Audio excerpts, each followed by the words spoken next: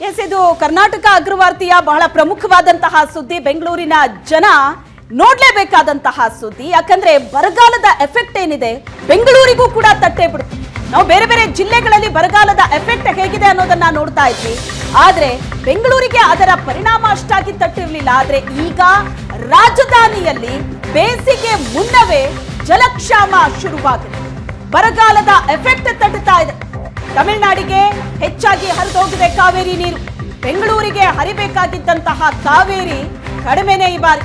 ನೀರು ಪೂರೈಕೆಗೆ ಈಗ ಪರದಾಡುವಂತಹ ಪರಿಸ್ಥಿತಿ ಇದೆ. ತಮಿಳುನಾಡಿಗೆ ಅತಿ ಹೆಚ್ಚು ಕಾವೇರಿ ನೀರು ಹರಿದು ಹೋಗಿರೋದ್ರಿಂದ ಬೆಂಗಳೂರಿಗೆ ಬೇಕಾದಷ್ಟು ನೀರಿನ ಸಂಗ್ರಹ ಈಗ ಇಲ್ಲದೆ ಇರೋದು ಕೂಡ ಬೆಂಗಳೂರಿಗರ ಆತಂಕಕ್ಕೆ ಕಾರಣ ಆಗಿದೆ. ಇನ್ನು ಸರಿಯಾಗಿ ಬೇಸಿಗೆಗಾಲ ಆರಂಭನೇ ಆಗಿಲ್ಲ, ಆಗಲೇ ನೀರಿಗಾಗಿ ಹಾಹಾಕಾರ ಶುರುವಾಗಿದೆ, ನೀರಿಗಾಗಿ ಪರದಾಟ ಶುರುವಾಗಿದೆ.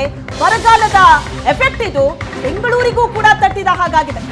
ಎಸ್, ಈಗಲೇ ಫೆಬ್ರವರಿಲಿ ಹಾಗಿದ್ರೆ ನೀರಿಗಾಗಿ ಹಾಹಾಕಾರನ.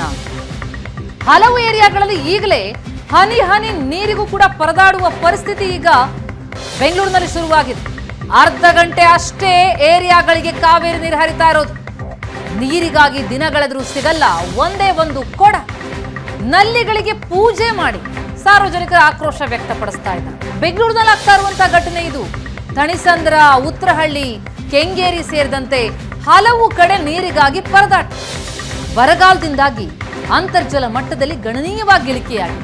ಹೀಗಾಗಿ ಸಿಲಿಕಾನ್ ಸಿಟಿಯಲ್ಲೂ ಕೂಡ ಕೊಳವೆ ಬಾವಿಗಳು ಬತ್ತುತ್ತಾ ಇವೆ. ಫೆಬ್ರವರಿಯಲ್ಲಿ ಬಿಸಿಲಿನ ಝಳ ಹೆಚ್ಚಾಗ್ತಾ ಇದೆ. ನೀರಿನ ಸಮಸ್ಯೆ ಈಗಲೇ ತಲೆದೋರ್ತಾ ಇದೆ. ಕಾವೇರಿ ನೀರಿಗೂ ಕೂಡ ಈ ಮಧ್ಯೆ ಬ್ರೇಕ್. ತಮಿಳುನಾಡಿಗೆ ಹರಿಬಿಡಲಾಗ್ತಾ ಇದೆ ಕಾವೇರಿ ನೀರನ್ನ. ತಿಂಗಳಾದ್ರೆ ನೀರಿನ ಬಿಲ್ ಕೊಡ್ತಾರೆ, ಆದ್ರೆ ನೀರು ಬರ್ತಿಲ್ಲ ಅನ್ನುವಂತಹ ಆಕ್ರೋಶ. ಟ್ಯಾಂಕರ್ ನೀರಿಗೆ ಆಫರ್ ಈಗ ಹೆಚ್ಚಾಗ್ತಾ ಇದೆ. ನೀರಿಲ್ಲದನ್ನೇ ಬಂಡವಾಳ ಮಾಡಿಕೊಂಡಿರುವಂತಹ ಮಾಲೀಕರುಗಳು, ಟ್ಯಾಂಕರ್ ಮಾಲೀಕರುಗಳು 500ರಿಂದ 1000 ರೂಪಾಯಿಗೆ ಏರಿಕೆ ಮಾಡಿದ್ದಾರೆ. ಟ್ಯಾಂಕರ್ ನೀರಿನ ಬೆಲೆ ಕೂಡ ಗಗನಕ್ಕೇರ್ತಾ ಇದೆ.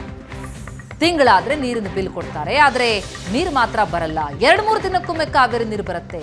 ಅದು ಕೂಡ ಬಂದ್ರೆ 20ರಿಂದ 30 ನಿಮಿಷ ಮಾತ್ರ ನೀರು ಬರುತ್ತೆ ಅಂತ ಜನ ದೂರನ್ನ ಹೇಳ್ತಾ ಇದ್ದಾರೆ. ಹಲವು ಏರಿಯಾಗಳಲ್ಲಿ ಇಂಥ ಪರಿಸ್ಥಿತಿ.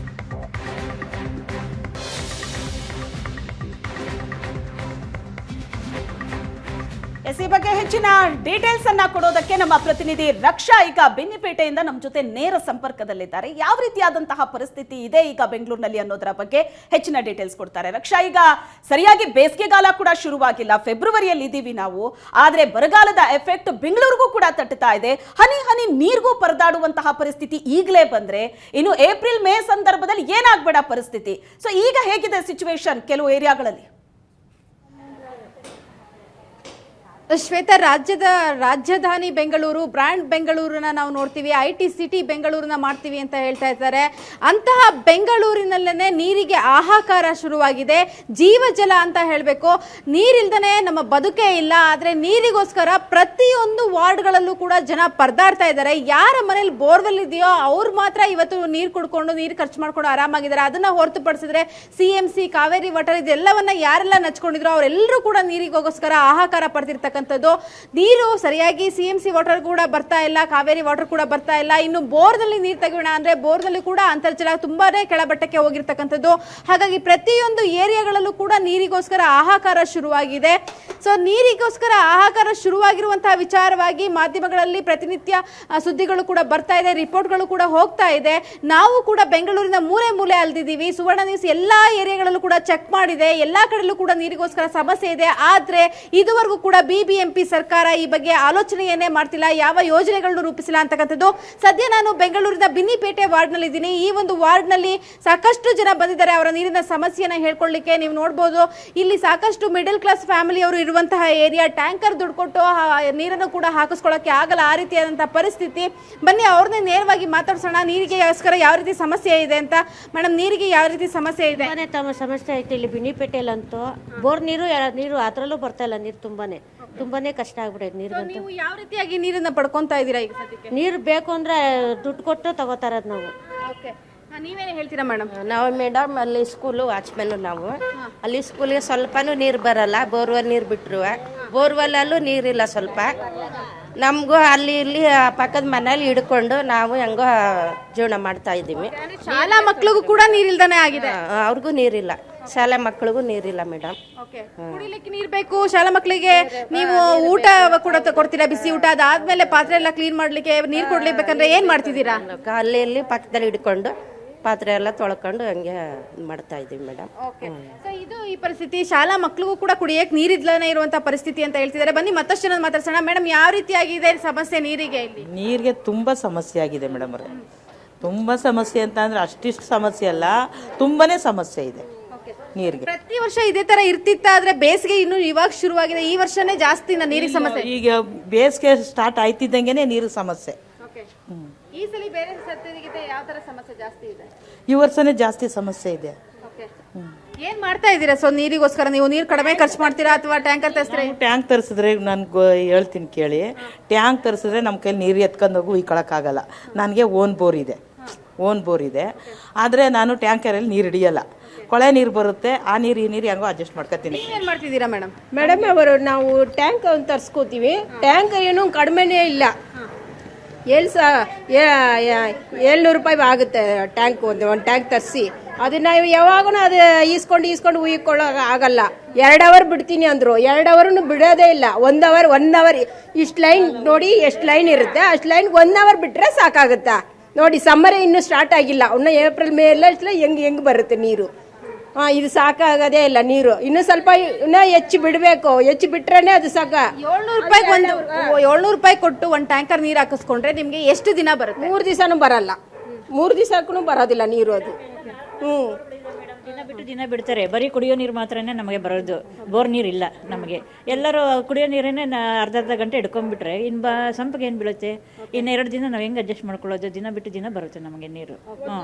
ಅದು ಕರೆಕ್ಟಾಗಿ ಬಿಡಲ್ಲ, 7 ಟೈಮ್ ಕರೆಕ್ಟಾಗಿ ಬಿಡಲ್ಲ. ಆ ಥರ ಇದ್ರೆ ನಾವು ಹೇಗೆ ಮಾಡೋದು? ಈಗಲೇ ಈ ರೀತಿ ಪರಿಸ್ಥಿತಿ ಆದರೆ ಮುಂದಿನ ದಿನಗಳಲ್ಲಿ ನಿಮಗೆ ಭಯ ಆಗ್ತಿದೆಯಾ? ಆಲ್ರೆಡಿ ತುಂಬ ಭಯ ಆಗ್ತಾ ಇದೆ. ತುಂಬ ಭಯ ಆಗ್ತಾ ಇದೆ. ಯಾರು ನೀರು ಹೊತ್ಕೊಂಡ್ಬರೋ ಅಷ್ಟು ಕೆಪಾಸಿಟಿ ಯಾರಿಗೂ ಇಲ್ಲ. ಎಲ್ಲರೂ ಪೇಷಂಟ್ಗಳೇ. ಸಮಸ್ಯೆ ಬಗ್ಗೆ ನೀವು ಈಗಾಗಲೇ ಇಲ್ಲಿರೋ ಜನಪ್ರತಿನಿಧಿಗಳಿಗೆ ಹೇಳಿದ್ದೀರಾ ಮೇಡಮ್? ಹೇಳಿದೀವಿ, ಎಲ್ಲಾರ್ಗೂ ಹೇಳಿ ಎಲ್ಲಾರು ಕರೆದು ಬರೋರು ಬರ್ತಾರೆ ನೋಡಿ. ಓಟ್ ಹಾಕಕ್ಕೆ ಅಂತ ಬರ್ತಾರೆ ನೋಡಿ. ಅವ್ರ ಹತ್ರನೇ ಹೇಳಿದೀವಿ, ಫೋನ್ ಮಾಡಿ ಹೇಳಿದೀವಿ. ನಾವು ಫೋನ್ ಮಾಡೋಣ ಎತ್ತದಿಲ್ಲ, ಮಾಡಿದ್ರೆ ಫೋನೇ ತೆಗಿಯಲ್ಲ ಅಷ್ಟೇ. ಇಲ್ಲಿ ಬೋರ್ ನೀರು ಕೆಟ್ಟೋಗಿ ನಮಗೆಲ್ಲ ಶುದ್ಧವಾಗಿ ನೀರು ಇಲ್ಲ. ನಾವೆಲ್ಲ ಒಂದೊಂದು ದಿವಸ ಎಷ್ಟು ನೋವು ತಿಂತಾ ಇದ್ದಾರೆ ಗೊತ್ತಾ? ಅಷ್ಟು ಕಷ್ಟ ಬೀಳ್ತೀವಿ ನಾವೆಲ್ಲ ನೀರಿಗೆ. ಏನ್ ಮಾಡೋದು? ಇದು ಇಲ್ಲಿಯ ಜನರ ಪರಿಸ್ಥಿತಿ ಶ್ವೇತಾ. ಇಲ್ಲಿ ಅಷ್ಟೇ ಅಲ್ಲ, ನಾವು ಇದುವರೆಗೂ ಕೂಡ ಇಡೀ ಬೆಂಗಳೂರಿನ ಹಲವಾರು ಏರಿಯಾಗಳನ್ನ ತಿರುಗಿದೀವಿ. ಹಲವಾರು ಏರಿಯಾಗಳಲ್ಲಿ ನೀರಿನ ಸಮಸ್ಯೆಯ ಬಗ್ಗೆ ಆಳವಾಗಿ ಚೆಕ್ ಮಾಡಿದೀವಿ. ಯಾವ ರೀತಿಯಾದಂತಹ ಪರಿಸ್ಥಿತಿ ಇದೆ ಪ್ರತಿಯೊಬ್ಬರ ಬಾಯಲ್ಲೂ ಕೂಡ ಇದೆ ಮಾತು. ನೀರಿಗೋಸ್ಕರ ಸಮಸ್ಯೆ. ರಕ್ಷಾ, ಬೆಂಗಳೂರಿನಲ್ಲಿ ಯಾವ್ಯಾವ ಏರಿಯಾಗಳಲ್ಲಿ ಇಂಥ ಸಮಸ್ಯೆ ಇದೆ? ಹಲವು ಏರಿಯಾಗಳಲ್ಲಿ ಇಂಥ ಸಮಸ್ಯೆನ ಯಾವಾಗನಿಂದ ಸಮಸ್ಯೆ? ಫೆಬ್ರವರಿ ಆರಂಭದಿಂದಲೂ ಕೂಡ ಈ ಸಮಸ್ಯೆಗಳು ಕಾಡ್ತಾ ಇದೆಯಾ ಅಥವಾ ಪ್ರತಿ ವರ್ಷವೂ ಕೂಡ ಇದೇ ರೀತಿಯಾದಂಥ ಸಮಸ್ಯೆಗಳು ತಲೆದೋರುತ್ತಂತ? ಈ ಬಾರಿಯ ಸನ್ನಿವೇಶ ಯಾವ ರೀತಿ ವಿಭಿನ್ನ ಅಂತಿದ್ದಾರೆ ಅಂತ ಜನ? ಪ್ರತಿಮಾ, ಈ ಬಾರಿಯ ಸನ್ನಿವೇಶ ಬಹಳ ವಿಭಿನ್ನವಾಗಿದೆ. ಯಾಕಂದ್ರೆ ಸಾಮಾನ್ಯವಾಗಿ ಏಪ್ರಿಲ್ ಮೇ ತಿಂಗಳಲ್ಲಿ ಸ್ವಲ್ಪ ಮಟ್ಟಿಗಿನ ನೀರಿನ ಸಮಸ್ಯೆ ಕಾಡ್ತಾ ಇತ್ತು. ಆದ್ರೆ ಇದೀಗ ಫೆಬ್ರವರಿಯಲ್ಲಿಯೇ ನೀರಿನ ಸಮಸ್ಯೆ ಶುರುವಾಗಿರ್ತಕ್ಕಂಥದ್ದು. ಯಾವ ಭಾಗದಲ್ಲಿ ಅಂತ ಕೇಳಿದ್ರಿ, ಬೆಂಗಳೂರಿನ ಮಿಡಲ್ ಏರಿಯಾಸ್ ಏನಿದೆ ಅಲ್ಲಿ ಈ ರೀತಿಯಾದಂತಹ ಸಮಸ್ಯೆ ಇಲ್ಲ. ಯಾಕಂದ್ರೆ ಅಲ್ಲಿ ಕಾವೇರಿ ಲೈನ್ ಇದೆ, ಸ್ವಲ್ಪ ಮಟ್ಟಿಗೆ ನೀರನ್ನು ಕೂಡ ಬಿಡ್ತಾರೆ. ಜೊತೆಗೆ ಕಾವೇರಿ ವಾಟರ್ ಲೈನ್ ಇರೋದ್ರಿಂದ ಆ ಭಾಗದ ಒಂದಷ್ಟು ಅಟ್ಮಾಸ್ಫಿಯರ್ ಇದೆಯಲ್ಲ, ಭೂಮಿಯ ತೇವಾಂಶ ಇದೆಯಲ್ಲ, ಅದು ಕೂಡ ಇರೋದ್ರಿಂದ ಅಲ್ಲಿ ಬೋರ್ ನೀರು ಕೂಡ ಸಿಗ್ತಾ ಇರುತ್ತೆ. ಕಾವೇರಿ ವಾಟರ್ ಸಿಗ್ಲಿಲ್ಲ ಅಂದ್ರೆ BBMP ಮತ್ತೆ BWCSB ಹಾಕಿರುವಂತಹ ಬೋರಿಂದ ಕೂಡ ನೀರನ್ನ ಅವರಿಗೆ ಸರಬರಾಜು ಮಾಡಲಾಗುತ್ತೆ. ಜೊತೆಗೆ ಅವರ ಮನೆಯ ಬೋರ್ಗಳಲ್ಲೂ ಕೂಡ ಬರುತ್ತೆ, ಅಕ್ಕಪಕ್ಕದವರು ಕೂಡ ಅಡ್ಜಸ್ಟ್ ಮಾಡ್ಕೋತಾರೆ. ಆ ರೀತಿಯಾದಂತಹ ಪರಿಸ್ಥಿತಿ ಇದೆ. ಆದ್ರೆ ಬೆಂಗಳೂರಿನ ಹೊರವಲಯಗಳು ಅಂದ್ರೆ ಬಹಳ ಔಟರ್ ರಿಂಗ್ ರೋಡ್ ಅಂತಾನು ಹೇಳ್ತಿರ್ಲಿಲ್ಲ ನಾನು, ಒಂದು ಸಣ್ಣ ಭಾಗವನ್ನ ಬಿಟ್ರೆ ಅಂದ್ರೆ ಮಲ್ಲೇಶ್ವರಂ, ರಾಜಾಜಿನಗರ, ಈ ರೀತಿ ಮೆಜೆಸ್ಟಿಕ್ ಸುತ್ತಮುತ್ತ ಇರ್ತಕ್ಕಂಥ ಭಾಗಗಳು, ಇವನ್ನ ಹೊರತುಪಡಿಸಿದ್ರೆ ಮಿಕ್ಕೆಲ್ಲಾ ಭಾಗಗಳಲ್ಲಿಯೂ ಕೂಡ ನೀರಿನ ಸಮಸ್ಯೆ ಬಹಳವಾಗಿ ತಲೆದೂರಿರ್ತಕ್ಕಂಥದ್ದು. ಆದ್ರೆ ಈ ಏರಿಯಾ ಬಿನ್ನಿಪೇಟೆ ಏರಿಯಾವನ್ನ ನಾವು ನೋಡಿದಾಗ್ಲೂ ಅಷ್ಟೇನೆ, ಇದೂ ಕೂಡ ನಮಗೆ ಮೆಜೆಸ್ಟಿಕ್ಗೆ ಹತ್ರನೇ ಇದೆ, ಆದ್ರೂ ಕೂಡ ನೀರಿನ ಸಮಸ್ಯೆ ಬರ್ತಾ ಇದೆ. ಆದ್ರೆ ಇಲ್ಲಿ ಜನ ಹೇಳೋ ಪ್ರಕಾರ ಇವರಿಗೆ ಸ್ವಲ್ಪ ಮಟ್ಟಿಗಾದ್ರೂ ನೀರು ಬರ್ತಾ ಇದೆ ಅಂತಕ್ಕಂಥದ್ದು. ಆದ್ರೆ ಬೇರೆ ಭಾಗಗಳಲ್ಲಿ ನೋಡಿದಾಗ ನೀರು BBMP ಇಂದ BWSSB ಇಂದ ನೀರನ್ನ ನಾವು ಪಡಿತಿದೀವಿ ಅನ್ನುವಂತ ಒಂದೇ ಒಂದು ಲೈನ್ ಅವರ ಬಾಯಲ್ಲಿ ಬರಲ್ಲ. ಸೊ ಬ್ರ್ಯಾಂಡ್ ಬೆಂಗಳೂರು ಅಂತ ಹೇಳುವಂತಹ ಬೆಂಗಳೂರು ಉಸ್ತುವಾರಿ ಸಚಿವರು ಕೂಡ ಹಾಗೆ ಉಪಮುಖ್ಯಮಂತ್ರಿ DK ಶಿವಕುಮಾರ್ ಅವರು ಕೂಡ ಈ ಬಗ್ಗೆ ಯೋಚನೆ ಮಾಡಬೇಕು.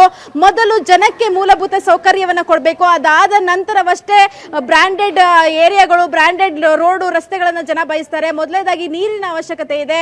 ಫೆಬ್ರವರಿ ತಿಂಗಳಲ್ಲೇ ಎಲ್ಲರೂ ಕೂಡ ನೀರಿಗೋಸ್ಕರ ಹಾಹಾಕಾರ ಪಡ್ತಾ ಇದ್ದಾರೆ. ಎಲ್ಲರೂ ಕೂಡ ನೀರಿನ ಬಗ್ಗೆನೇ ಮಾತಾಡ್ತಿರುವಂತದ್ದು. ಪ್ರತಿನಿತ್ಯ ಕೆಲವೊಂದು ಏರಿಯಾಗಳಲ್ಲಿ ನೀರಿನ ಜಪವನ್ನ ಬಿಟ್ರೆ ಬೇರೆ ಏನು ಮಾಡ್ತಿಲ್ಲ. 3 ಗಂಟೆ 1 ಗಂಟೆ ರಾತ್ರಿವರೆಗೂ ಕೂಡ ನೀರಿಗೋಸ್ಕರ ಕಾದು ನಿಂತು ಬವಣಿಸುವಂತಹ ಒಂದು ಸ್ಥಿತಿ ಬಂದಿರತಕ್ಕಂಥದ್ದು.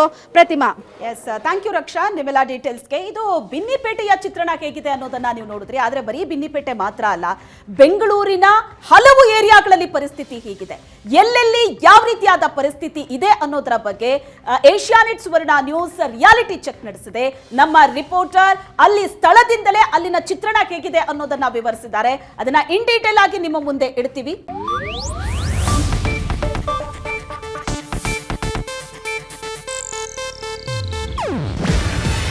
ಇದು ಏಷ್ಯಾನೆಟ್ ನ್ಯೂಸ್ ನೆಟ್ವರ್ಕ್ ಪ್ರಸ್ತುತಿ. ನೀವು ನೋಡ್ತಿದ್ದೀರಾ ಏಷ್ಯಾನೆಟ್ ಸುವರ್ಣ ನ್ಯೂಸ್.